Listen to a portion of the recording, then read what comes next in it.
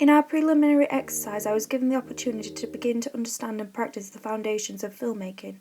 This consisted of filming and editing a character opening a door, crossing a room, and sitting down in a chair opposite a second character, where they exchange conversation.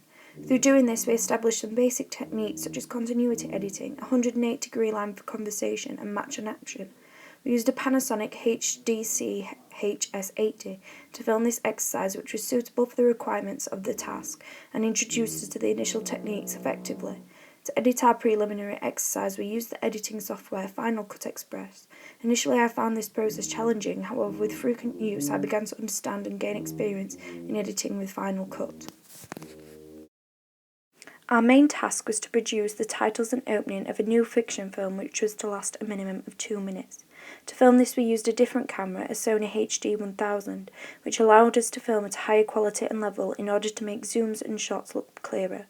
We used different editing methods such as adding filters on the images to change lighting and mood. This suited the genre of the film that we were producing better and created a more sinister atmosphere. To enhance our film and make the narrative more logical, we used a zoom recorder to make a non-diegetic news report that was put over the top of the action on screen. We also found sources online that provided us with royalty-free soundtracks that, combined with editing filters, created a stronger atmosphere. Filming the scenes for our plotline was one of the strengths I had when contributing to our product.